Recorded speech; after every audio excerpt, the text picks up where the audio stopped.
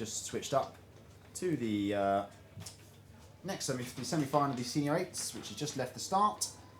And it's between Princeton University, their second Varsity 8 on the Berkshire station, and Oxford Brookes University on the Buckinghamshire station, winners of the Championship Girls 8 category at the Bucks Regatta. And just at the start, look at those crews. That's exceptional, isn't it? Really high standard of rowing from both 8s. Obviously, Brookes, the creme de la creme of student university rowing in the UK, and Princeton pretty much as good as it gets in the US as well. So 2 top crews facing each other. It looks like Brookes with the early advantage. Really, look at that from Brookes. High intensity, really pushing it out of the catch and really slamming it in the finish. It's impressive stuff. Yeah, they're going off, aren't they? 39.40 off the start. And this is important to remember. This is the second, Princeton University 8. So we saw their first 8 in the elite earlier today. Oxford Brookes getting the advantage out of here, laying it down stroke for stroke.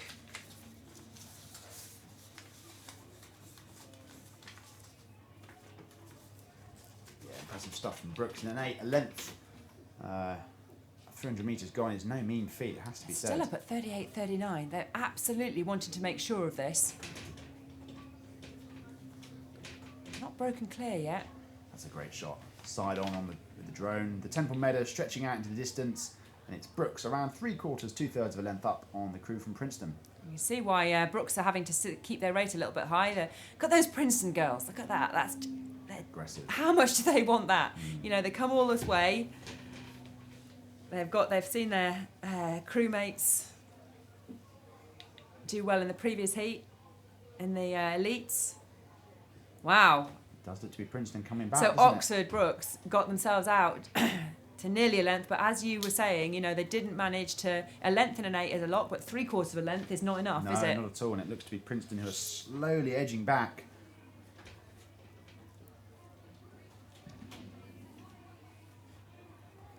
Yeah, just as we look, the bows coming up to face each other. This is going to be a fantastic race. Of course, the Oxford Brookes can expect some partisanship on the bank here, with the mainly British support on the bank, but it'd be interesting to see if Princeton can overturn Brookes as they come through the enclosure. It'd be quite a turnout for the form book. So excited to be here, these Princeton girls. Only they brought a big contingent, and only one of all of them has ever raced at Henley before.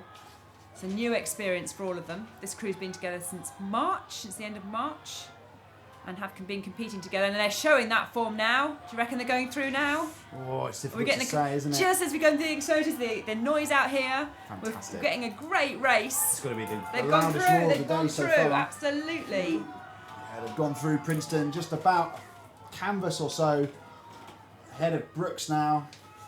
Well, this is waking us all up. We come past the commentary position, 1,000 metres. Princeton got dropped about 3/4 of a length down off the start, but they've held their heads, and now they've raised their rate to 37 and have taken the first quarter of a length out of the Oxford Brookes crew, who have never really managed to settle. They've had to fight the whole way. They're still at 37.38.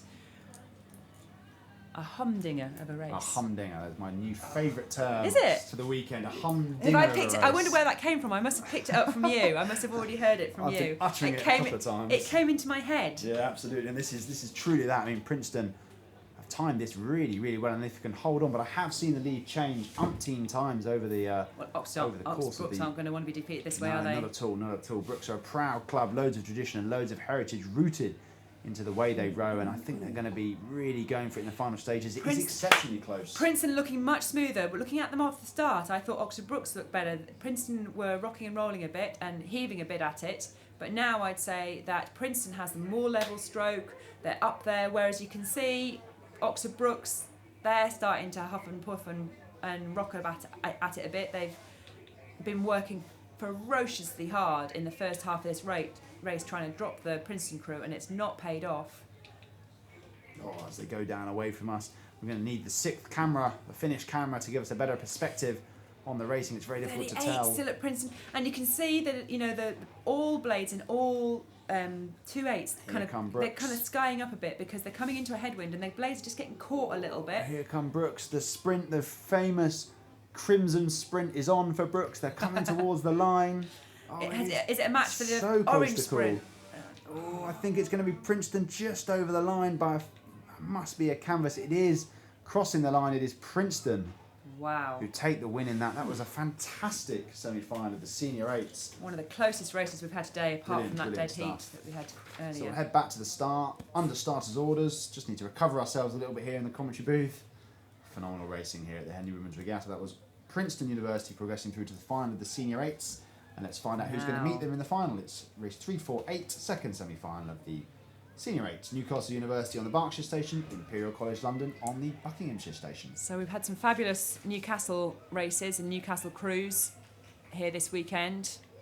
They've done some great stuff this season. We'll see if they've got a match for Imperial College. Yeah, and it is Newcastle University, true to their pedigree, who've taken it off. Leading off the start. Bucks winners. Yeah, obviously Newcastle, the Blue Star. Only just though. Ingrained in student rowing in the UK, as are Imperial College. They always produce strong crews. And look at that, the 2/8s coming down the course. Underneath those stunning drone shots, and they are neck and neck. Is that not just an iconic shot though, Alison? That's fantastic. It is. How isn't many pictures have got that, that temple in there? How many races in the world? Look at that. They Newcastle would have wanted to get more out of that, wouldn't they? For Bowball, that is... They were off at 45, they're still at 37.5, 38, and they would have wanted for that start to pay off more than it has. That's about as level as you can get, isn't it? Well done, Imperial, because they have absolutely taken it to them. You know when you're facing a crew that you might not have a pedigree against, you've absolutely got to try and get them off the start or nothing's going to happen. And Imperial College have just blasted off 37-38. Now they're taking it ahead. They're getting up there. Yeah, by a few inches, definitely. I think it might be Imperial just in the lead. Of course, this is the Newcastle first eight, so there'll be plenty of pride in this boat, and they'll be determined not to lose out. It's got a nice rhythm in that Newcastle boat, though. I think it's. But it's Imperial who are stretching out, though, isn't it? They are.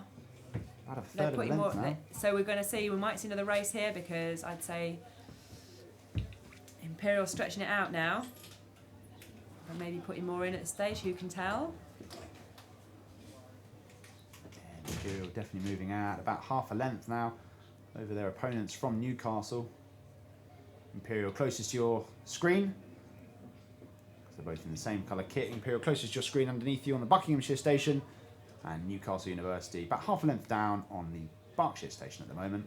Very impressive, Imperial. I've been commentating on the launches, and so you only get to follow one in every 6 or 7 races, and I've ended up following this Newcastle crew a couple of times and thought they looked good, and I've not seen the Imperial crew. I have to say, Alison, So they're opening right out. So I think I missed them, haven't I, on the way through, because They're stretching right out, aren't they? they're looking very good. They're now, despite not having the overlap, they've managed to settle into a good rhythm now. So now they've settled into their race rhythm, 34-35. So coming past the commentary position now, looking very level, very clean. You get that sense in an 8 when they've just kind of settled into it. It's like a machine. Look at that. It's just all the girls focused forwards. They look quite relaxed, And that they've broken clear. and they've broken clear. Well timed there from Imperial. Right, Newcastle really went out at the start aggressively, and Imperial just have held on, and just said, you know what, we'll row our own race, and it's worked a treat here so far. That's a length to Imperial with about 500 metres left to row of the Henley Women's Regatta. Second semi-final of the senior eights. And Fantastic Newcastle racing. looking tired. The blaze is kind of skying up a little bit. But it's so difficult, isn't it, when you lose sight of the crew in front of you? It makes it doubly hard psychologically. And then the Coxes. Now the Coxes, the Cox is doing all the work now, trying to keep the crew's motivation in this Newcastle boat. Sometimes they lie a little bit Yeah, absolutely. about how far it is and what might be possible and how many strokes left, and you kind of. But We can still do this. Yeah. they've taken. Imperial are just moving away. Yeah, Look at that classy they stuff. just. Are they going to Now be a look match at for that that. Princeton crew that we saw in the last Beautiful. race? Wow. Should be a fascinating It matchup. looks very good. Just the focus on them all, the way that it's got that kind of automatic, machine-like quality. They're just stretching away every stroke, even now, and they pretty much know they've got this in the bag. They're just moving away comfortably, confidently. If you're watching at home, stay tuned for the finals because we're going to have some amazing finals. If you are anywhere in a, I'd say, 20-mile vicinity, get yourself down here for the finals. You know, if you've not been to Henley Women's Regatta before, and you've caught this on the web streaming and you're intrigued, it's not too late. We're going to have a lunch break soon. And it's not too late to jump in your car and get down here and watch these finals live because the standard of racing, and you can just, you know, come in, sit by the bank, bring your picnic. Semi-finals ending. The last race of the semi-finals at 8 minutes past 1, and the finals kick off at 2 p.m. That's 2 p.m. British summer time. So in around an hour's time. I'm struggling with my words there, but it's Imperial across the line. Newcastle will be disappointed with that. Very, very disappointed. So we'll move back to the start for the first semi-final of the Club Coxed Fours with Lee Rowing Club on the Berkshire Station and Wallingford Rowing Club on the Buckinghamshire Station. And it's Wallingford who have stolen the early march on their opponents from Lee. We were lucky enough to follow all that race down. It's meant that we've missed the start of this, but it is Wallingford Rowing Club.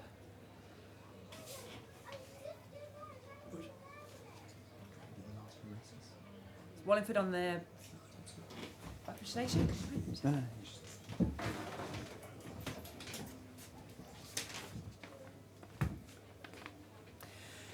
So Wallingford now stretching out to 3/4 to half a length lead over the distinctive orange lead.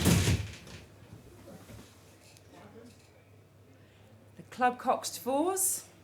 I'm joined in the commentary position by a new voice. Oh, yes. Well, A very familiar voice. Quite an old voice, really. Very familiar voice. Anyway, welcome.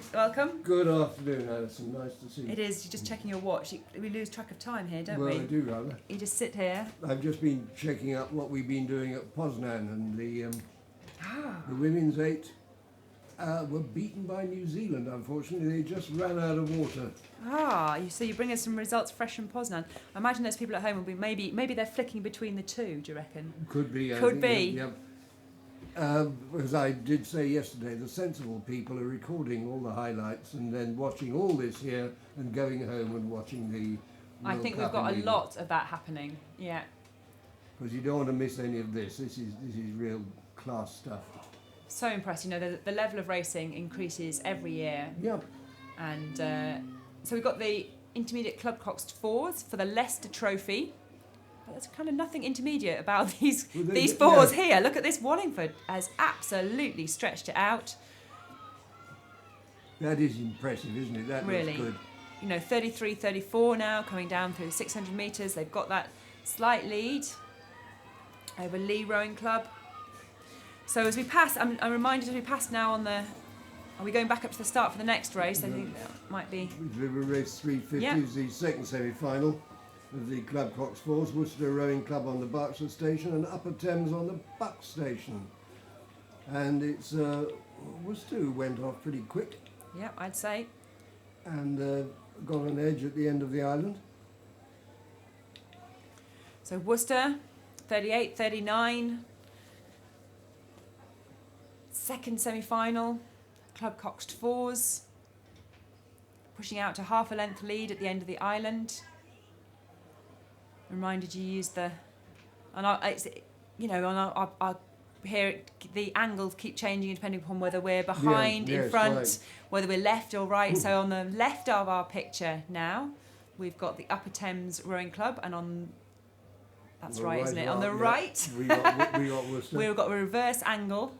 Right. I always have to remember it when I'm on the boats and you're calling out the Berkshire and Buckingham Station. The only way I can remember it is the way that someone first told me, which is at Royal Henley, all the kind of the most expensive corporate tents are on the Buckinghamshire Station, on that left hand as you look at the picture now. So the Bucks are on the Bucks side. That's how I remember it. I always think of it because it always seems sensible to me that the Bucks Station be on the other side and Bucks this side, but it isn't. So Yes. So it's just contrary. It is, and probably more useful to kind of use towpath and middle, but Yeah. whichever way it is, on the towpath or at the top of your picture now, we have a very impressive looking Worcester Rowing Club crew.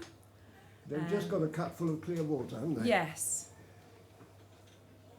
Got the conventional rig, and you see it so clearly. We've seen, I think I've noticed more bucket rig or frigged rigged Yeah. 4s and 8s in this regatta, because we've got those drone shots that are giving us the overview. That you can see the conventional rig there in the Worcester boat, and then the slightly more unusual, although there's been a lot of it in this regatta, the frig rig with the two blades close together in the middle of the Upper Thames boat. It's not, of course, it's not that unusual, but there just seems Not to be a lot of anymore. it around. There is at the moment, yeah. People, giving it a go, giving it a try, trying to straighten out the boats. So still 34.5, 35 in this Worcester crew. Originated at Ratzeburg, didn't it? Oh, did it? Tell Yeah. us the history. But, that's the it. limit. That's the limit That's of the my limit. knowledge. Well, that was impressive. to say. So still got the... So leaving that Club Cox 4s with Worcester and a length lead, and going up now to the start of our last two races, our last two semi-finals. Oh, we keep switching back. It's the first semi-final of Elite Single Sculls has just started. We're back with the pictures. We're Cox back four. with the pictures of Apologies. Yeah. Keep, yes.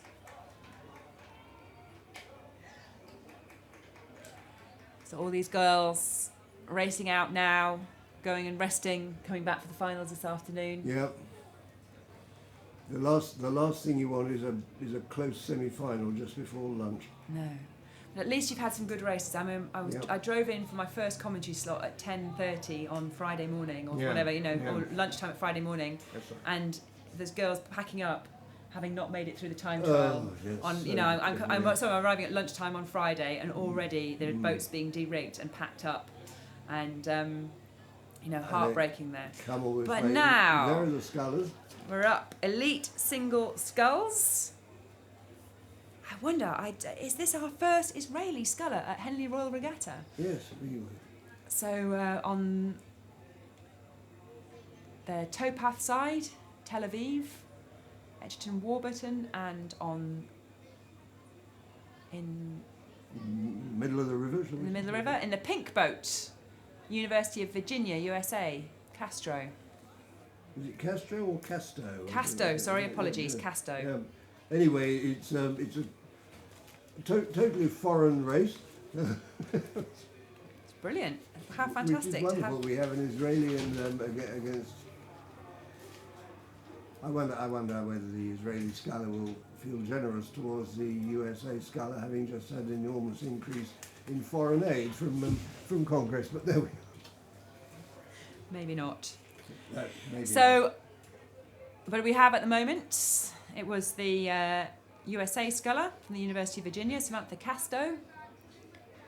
In that, you don't see many pink boats. She's taken a good lead, Yep. sculling very strongly, as you would expect. Elite singles here at Women's Henley, 34, 35. Wow, that's a big, long, powerful stroke there. Ooh.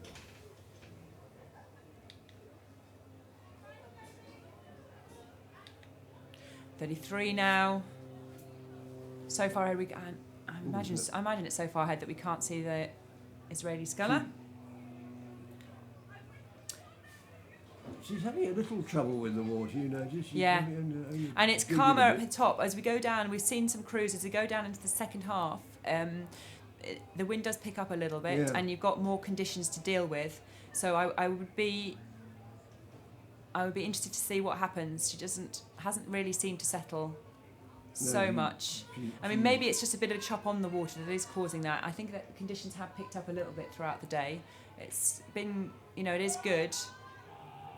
Well, she's looking happier now, but she was having Now to she settled dig into a it a bit, bit, yeah. and, And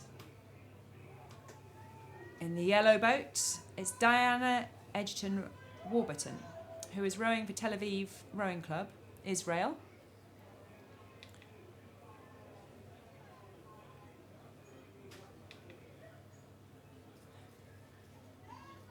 In a GB Start boat, so I wonder either she's, I haven't got the information, but she's probably borrowing that boat here. Or maybe she's at university in Israel and come over here. But she's now at 29.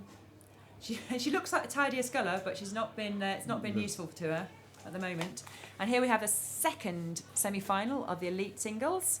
Another international race between on the left-hand side of your picture, the University of Massachusetts, USA, and on the right-hand side of your picture, CUWBC Wilson. Now, I'm afraid in that other race, I'm rather reminded of a report I heard about yesterday, which said it must be a delight to row in, and I shall not name the boat. Timing perfect, absolutely wonderful, level of skill quite unsurpassed. Walton were faster. And that's that. Yes, sometimes it just is. Well, it's not dressage. Yeah. But here we've got very experienced sculler Mel Wilson in the Cambridge boat, 3 times blue boat, training with the GB squad. She settled very early, actually.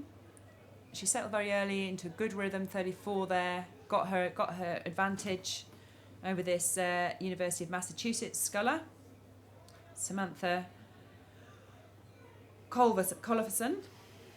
Apologies if I pronounced that wrong. We've got viewers from the USA. What it is, Cambridge University sculler, Mel Wilson, pulling out a considerable lead in this semi-final.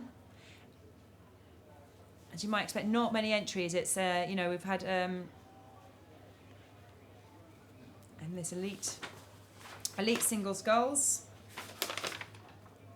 There only were 6 entries, down to the top 4 now. Very good there. Her rate of sculling. Sorry?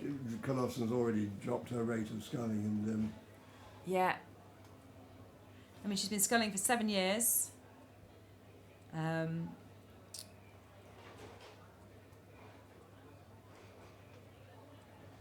she's quite experienced. Yep. But it's separating them out, this Henley course at the moment. Just getting a minute. I think she's just kind of pacing herself now. So it's good to see. What we've had here is just some small boats from the Cambridge women. They've not fielded an 8 here. They've got a pair, an elite pair, a lightweight pair, and the single. So not able. It's quite tricky, I think, in this summer term, with all their studies and exams, the timing of exams, to be able to put 8s out and to be able to train, keep the 8s training. They can't really keep the 8s training. So what we see with both the Oxford and Cambridge boats is it's very unusual to keep those blue boats together all the way through, right from March to now. So what's happened in the Cambridge boat is they managed to put some small boats out to keep that going, to keep just some of the girls who want to race here. And what's happened in the Oxford is they've got development 8 here, so they've managed to get 8 girls together who I think looking very strong development for next year. I know Cambridge's got some new coaching staff on board and wanting to rebuild their programme. Yes, is that just about to change, or has it changed? They've got some new coaching involved. I'm not sure, I haven't got kind of all the inside information. Bumped into Miles Forbes Thomas, one of my old coaches on the towpath yesterday, and he's starting to be involved with Cambridge now. Well, he's got an impressive pedigree. So that's good for them to have some of that, to have that involved.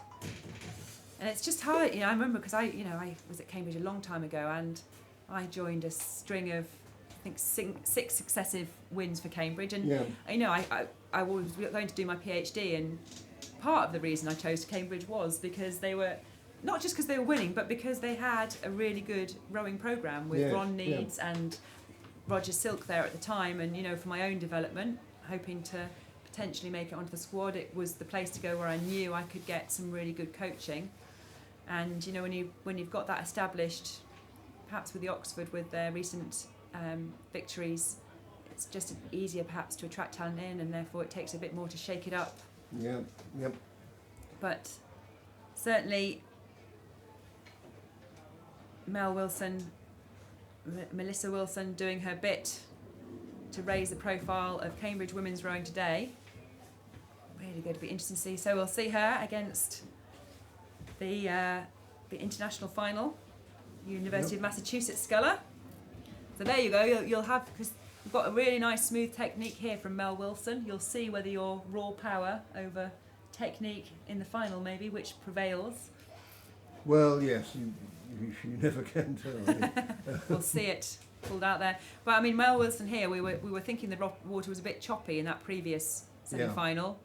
She's not making it look choppy now, is she? No, I felt that Casto was having more trouble actually in the water, and it may actually be a rigging problem, but Mel Wilson looks perfectly happy in this and has done all the way down. Yeah. You might be right if she's she's come from maybe not in her own boat and maybe not with things.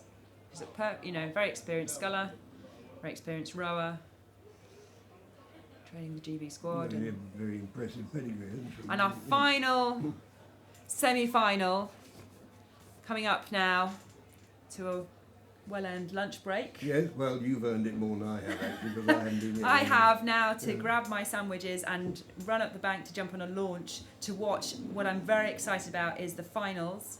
So if you're at home, stay tuned to watch the finals. And if you can possibly get down here, jump in your car and come and watch what have been some fantastic finals. We're going to break now. Yes, and we'll see you in 3/4 of an hour. It's the first time I commentated in your company. I used to commentate on you from the rear of a launch. Oh, there we go. I think we've come now.